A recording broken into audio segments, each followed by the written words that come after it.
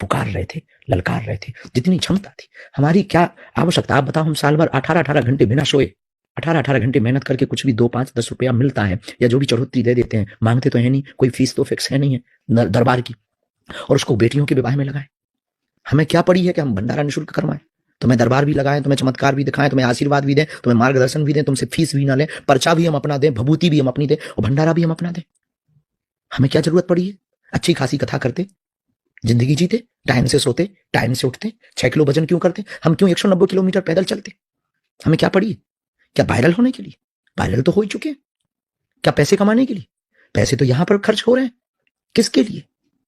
किसके लिए जी रहे हैं? किसके लिए बेटियों का विवाह कर रहे हैं? रातों भर तैयारी कर रहे हैं, टेंट लगा रहे हैं, लाइटें लगवा रहे हैं, सामान कहां से आना चाहिए? किसके लिए कर रहे हैं? किसके लिए हम जी रहे हैं?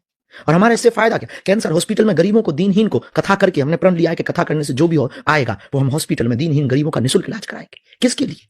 ना तो हमें नेता बनना है, ना तो हमें राजा बनना है, ना तो हमें तुमसे सम्मान पाना है। कौन कौन इलाज करा जाएगा ये भी जरूरी थोड़ी है। हम उससे सम्मान लेने बैठे रहेंगे क्या? किसके लिए? हम अपने लिए कर रहे हैं। हमारी इसमें पड़ी क्या है और हम चाहते ही क्या है? हम क्यों गालियां खा रहे हैं मुसलमानों की? हम क्यों गालियां खा रहे हैं सेकुलर लोगों की? हम क्यों टारगेट पे धमकियां दी जाती हैं? परिवार का निकलना मुश्किल हो जाता है। एक छोटी सी जवान फिसल जाए तो लाखों हिंदू ही हमारे गाली बकते थे हमें। किसके लिए?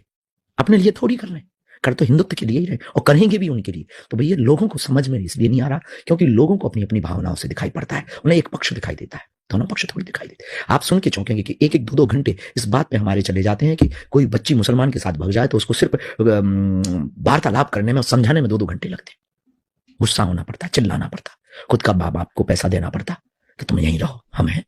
किसके लिए? घर वापसी कराने के लिए कई लोगों को मकान बनवा के देना पड़ता है। किसके लिए? क्या जरूरत है हमें? घर वापसी की हमें क्या लेना देना? हम क्यों ये मोल लें? कुछ ना कुछ तो होगा अंदर, कुछ ना कुछ तो ज्वार होगा। किसके लिए हम ये गालियां सह रहे? क्यों सहेंगे? मंडलों की बैठक कर रहे, उन्हें चाय पिला रहे, उनको गाड़ियां लगाते हैं। किसके लिए? क्यों? आखिर क्या है?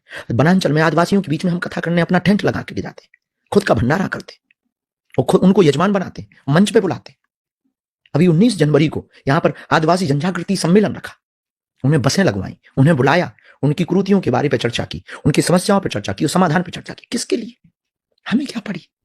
हमारे तो अपने ही संत हमें गाली बकते, फिर भी हम जवाब नहीं देते। क्यों? अगर हमने जवाब दे दिया तो सनातन पे लोग फिर मजाक बनाएंगे। मुसलमान कहेंगे पहले दोनों ही निपट लो फिर हमसे निपटना। किसके लिए?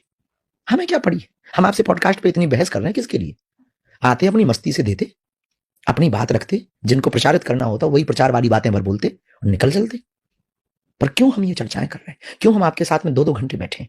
क्यों इंटरव्यू दे रहे हैं? क्या सिर्फ वायरल होने के लिए? No, never.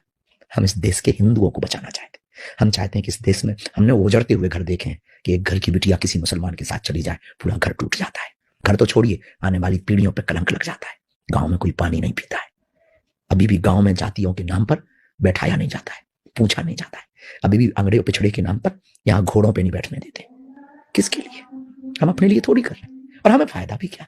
नहीं, हमें फायदा है कि हम जब मरेंगे, तिरंगे में लिपट के मरेंगे, तो एक बादशाहत की जिंदगी मरेंगे, मौत भी आएगी तो वो भी शर्माएगी कि मैं किस बादशाह को लेने आई।